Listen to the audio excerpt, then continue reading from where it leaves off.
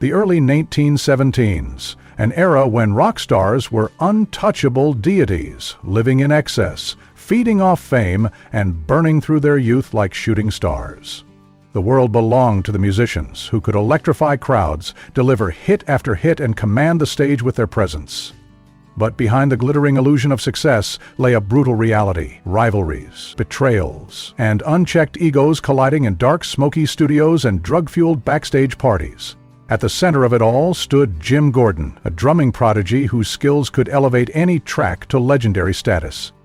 His beats weren't just background noise. They were the backbone of rock classics. He was the man behind the rhythms of Layla, You're So Vain, and Ricky Don't Lose That Number.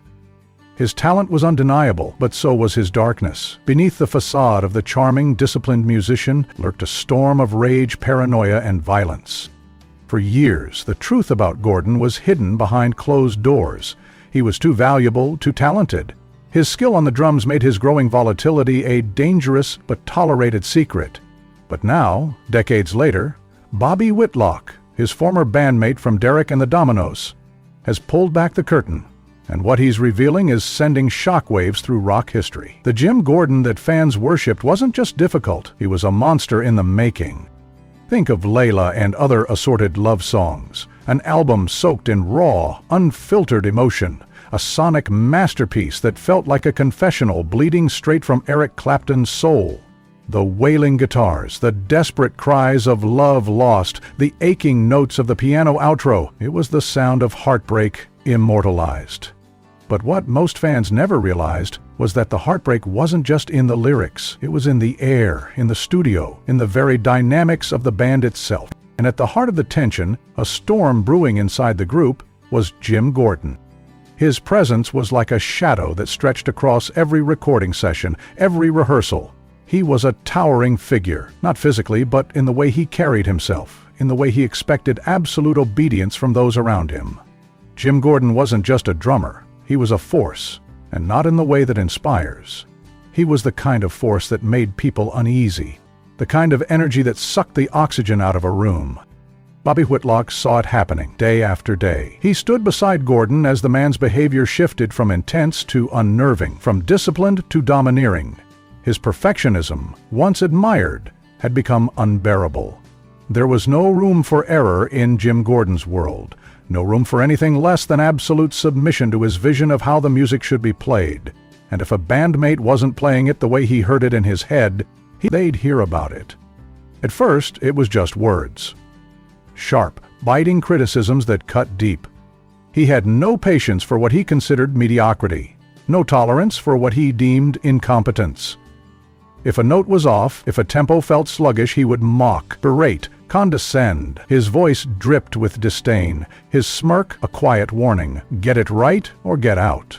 But there was something else. It was the way his moods could shift in an instant. One moment he was calm, composed, precise, meticulous in his approach to his craft.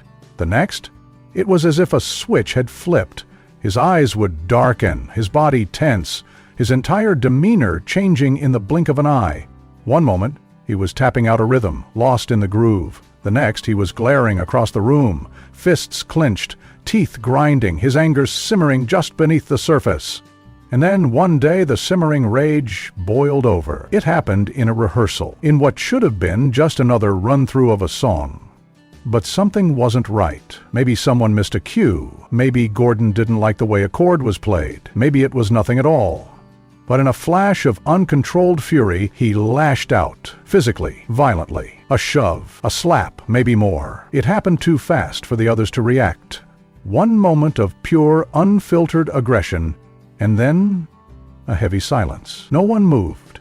No one spoke. They had seen tempers flare before. They had seen musicians clash. But this was something different, and no one dared challenge him. Not yet.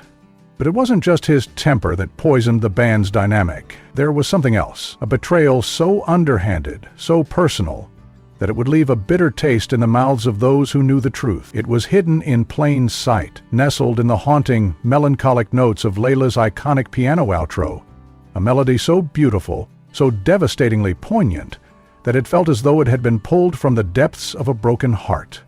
But it didn't belong to Jim Gordon. It belonged to Rita Coolidge.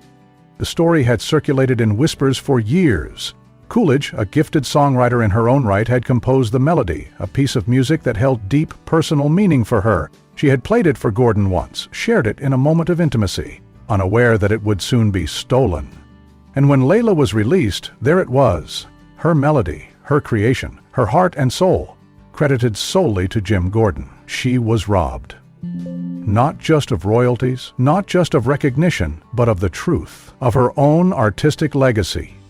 Bobby Whitlock knew, the people closest to the band knew, and the resentment it created, the betrayal it represented, was something that could never be erased. By this point, the tension in the band had reached a breaking point. The studio was no longer a place of collaboration, it was a battlefield.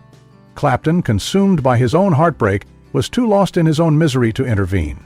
Whitlock, who had once considered Gordon a friend, had begun to see him for what he really was. Jim Gordon wasn't just a brilliant drummer, he was a ticking time bomb. And soon, his destruction wouldn't be contained within the walls of a recording studio. It would spill out into the real world, leaving devastation in its wake. Long before Jim Gordon's name would be linked to a brutal crime that shocked the world, before he became a cautionary tale whispered in hushed tones among those who once revered him, there were warnings. Bright red flares illuminating the darkness inside him. And yet, no one acted. No one stopped to question how deep that darkness ran. Had they listened, had they truly seen him for what he was, perhaps history would have unfolded differently. Perhaps Rita Coolidge would have never found herself alone on that hotel hallway floor, her body crumpled beneath the weight of Gordon's rage. At first, their relationship seemed like the perfect match. Two young musicians on the rise, swept up in the intoxicating rush of fame, recording sessions, and late-night jam sessions with legends. Coolidge was more than just another voice in the background. She was a force, a singer-songwriter with a striking presence and a talent that was impossible to ignore. She had worked with the greats, Chris Christopherson, Leon Russell, Stephen Stills. Yet somehow she was drawn to Gordon.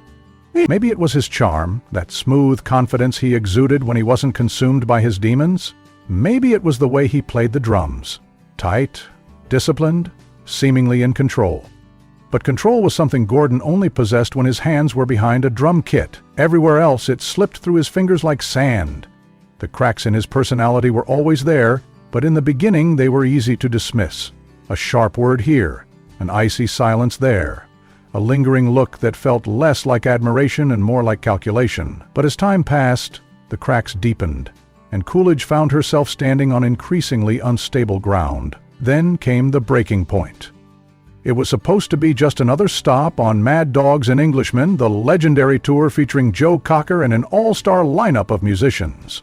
The energy was high, the performances electric, but what happened that night in the hotel hallway had nothing to do with music. It had nothing to do with love or passion or the fire of an argument that got out of hand. No. This was something else entirely.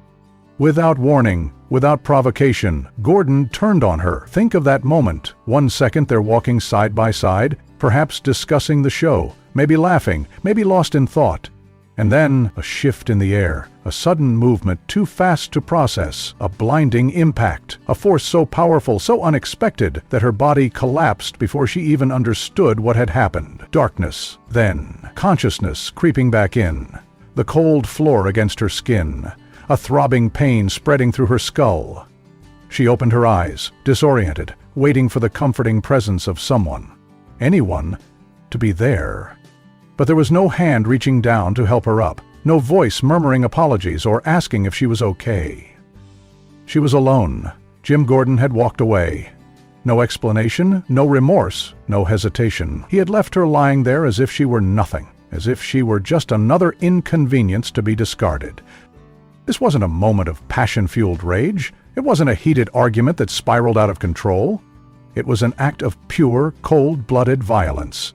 An attack devoid of emotion, of reason. And what made it even more terrifying was the world's reaction. Because there was none. Rita Coolidge was a woman in a man's world, in an industry where rock stars were gods, and the damage they inflicted was excused as part of their genius. Women who spoke up were ignored. Abusers were shielded. As long as the music played and the records sold, no one wanted to hear about what happened behind the curtain. Gordon faced no consequences, no backlash, no punishment. No one whispered about it in industry circles, no journalist dug into the story, no label executive called a meeting to discuss his behavior. He simply moved on, his career untarnished, his reputation intact. But those who had seen the truth, who had felt the weight of his violent outbursts, who had watched the fire in his eyes turn from creative passion to something far more dangerous, knew better. Bobby Whitlock saw it. Eric Clapton saw it. The people who worked with him, who traveled with him, who lived in his orbit, they all saw it. This wasn't just a troubled man. This wasn't just another musician succumbing to the pressures of fame, another casualty of the era's excesses. This was something far more terrifying. Jim Gordon was losing his grip on reality. His demons weren't just creeping in from the shadows anymore. They were taking over, and the explosion was yet to come.